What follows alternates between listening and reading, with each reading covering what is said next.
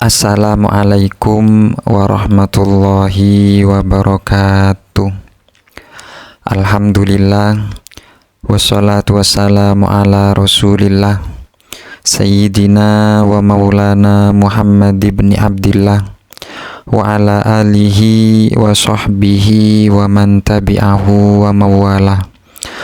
Qala Rasulullah sallallahu alaihi wasallam, may yuridillahu bi khairan yufaqihu fiddin, amma ba'd. Para kaum muslimin wal muslimat rahimakumullah, khususnya para pendengar video ini, pertama-tama mari kita panjatkan puja dan puji tasyakur kita atas kehadirat Allah subhanahu wa ta'ala yang senantiasa memberikan nikmat kepada kita, nikmat sehat baik zahir dan juga batin, dan semoga Allah senantiasa memberikan kita rizki yang barokah, rizki yang berlimpah, dan juga rizki yang halal, dan menjadikan kita sebagai hamba yang sa'idun fid dunya wa sa'idun fil akhirah, yaitu hamba yang selamat di dunia dan juga selamat di akhirat. Amin Allahumma amin. Kedua kalinya sholawat agung serta salam mulia semoga tetap tercurah limpahkan keharibaan baginda Nabi besar Muhammad sallallahu alaihi wasallam yang telah membedakan mana yang hak, mana yang batil, dan mana jalan menuju surga dan jalan menuju neraka, dengan ucapan Allahumma sholli ala sayyidina Muhammad. Para kaum muslimin wal muslimat rahimakumullah, khususnya para pendengar video ini, kali ini kami akan menjelaskan tentang kisah Nuaiman, sahabat yang punya selera humor tingkat tinggi hingga Rasulullah Shallallahu Alaihi Wasallam selalu tertawa. Dikisahkan bahwa pada suatu waktu Nuaiman diajak oleh Sayyidina Abu Bakar As-Siddiq untuk pergi ke negeri Syam. Ketika itu, sebelum keberangkatannya, Abu Bakar As-Siddiq mendatangi Rasulullah Shallallahu Alaihi Wasallam untuk memohon izin mengajak dua sahabat untuk ikut berdagang dengannya. Ya Rasulullah, saya ingin meminta izin untuk mengajak dua sahabat ikut berdagang ke negeri Syam, yakni Nuaiman dan Suwaibit bin Harmalah.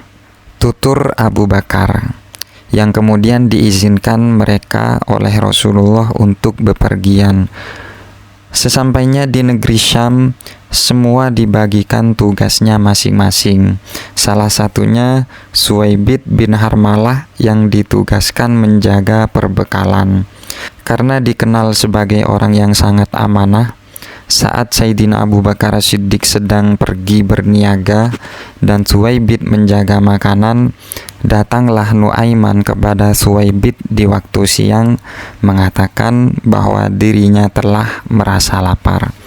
Wahai Suwaibit, aku sudah lapar, maka berikanlah saya sepotong roti untuk saya makan saat ini, ujar Nuaiman. Namun permintaan tersebut tidak diwujudkan oleh Suwaibit karena dirinya yang begitu kuat dalam mengemban amanah, memilih menunggu Sayyidina Abu Bakar As-Siddiq datang. Mendengar jawaban Suwaibit, lantas Nuaiman langsung mengancamnya, berikan aku sepotong roti itu atau kau akan kuberikan pelajaran.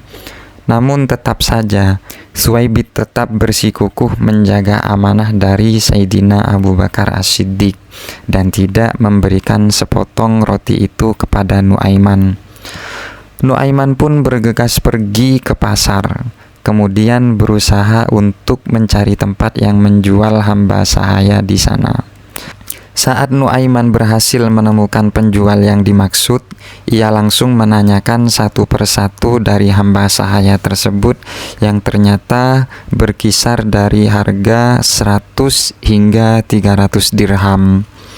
Kemudian ia mengatakan kepada penjual hamba sahaya itu, Aku juga punya hamba sahaya, namun hanya saya jual 20 dirham, murah, katanya. Mendengar tutur pernyataan dari Nuaiman tersebut, si penjual tak lantas percaya karena harganya yang sangat murah. Lebih lanjut, Nuaiman menjelaskan bahwa hamba sahaya yang dimilikinya itu murah karena memiliki aib, dalam kurung kecacatan atau minus, di mana ia takkan mengaku sebagai hamba sahaya dan selalu menyebut-nyebut dirinya sebagai orang yang merdeka. Hingga akhirnya semua orang berkumpul untuk membeli hamba sahaya yang dimaksudkan oleh Nuaiman. Tak disangka ternyata Nuaiman malah mengarahkan mereka kepada Suwaibit yang tak lain adalah sahabatnya sendiri. Nuaiman pun menerima uang sebesar 20 dirham. Kemudian disusul dengan penangkapan Suwaibit sebagai hamba sahaya yang dimaksudkan oleh Nuaiman. Ketika ditangkap, Suwaibit berteriak, "Aku bukan hamba sahaya, aku orang merdeka." Namun, teriakan itu ditanggapi oleh sekumpulan orang yang menangkapnya, "Kami sudah tahu kekuranganmu."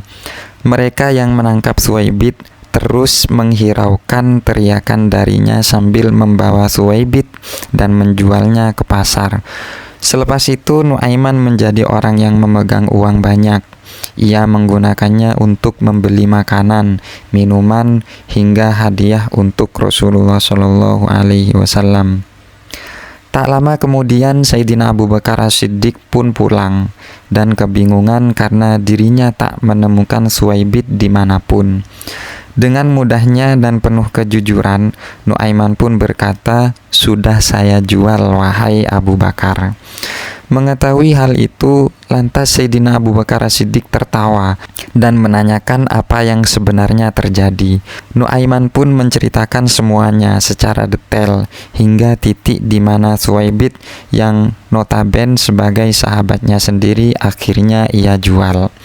Hingga akhirnya Sayyidina Abu Bakar As-Siddiq pun langsung bergegas ke pasar dan membeli kembali Suwaibit hingga ia bebas kembali sebagai orang yang merdeka.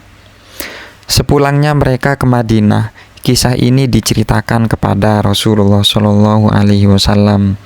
Maka ketika diceritakan kisah Nuaiman tersebut, Nabi Muhammad Shallallahu Alaihi Wasallam tertawa sejadi-jadinya hingga gigi geraham beliau tampak terlihat jelas di depan para sahabat. Hingga setahun berlalu dari kisah tersebut, Rasulullah Shallallahu Alaihi Wasallam selalu menceritakan ulang kisah Nuaiman kepada siapapun tamu yang datang kepadanya. Demikian beberapa kisah tentang sosok Nuaiman bin Ibnu Amr bin Rofa'ah yang dikutip dari berbagai sumber yang kiranya selalu membuat Rasulullah Shallallahu Alaihi Wasallam tertawa saat beliau berada di dekatnya, karena kejeniusannya dalam mengemas perbuatan yang secara kasat mata tidak baik menjelma suatu kelakar, dalam kurung humor tingkat tinggi, yang menjadikan dirinya disayang oleh Rasulullah Shallallahu Alaihi Wasallam. Bahkan Rasulullah Shallallahu Alaihi Wasallam pun melarang para sahabat untuk mencela Nuaiman karena ia adalah seorang mujahid sejati Islam. Nuaiman juga sangat mencintai Allah dan Rasulnya hingga Rasulullah Shallallahu Alaihi Wasallam bersabda, "Kalian jangan senang menghujat Nuaiman karena dia cinta kepada Allah dan Rasulnya." Dalam syarah Bukhari di kitab Fathul Bari karangan Ibnu Hajar Al-Asqalani tertulis, tidak termasuk syarat cinta Allah dan Rasul harus terbebas dari semua dosa. Wallahu a'lam. Kiranya hanya ini yang bisa kami sampaikan. Semoga bisa bermanfaat. Amin Allahumma amin. Assalamualaikum warahmatullahi wabarakatuh.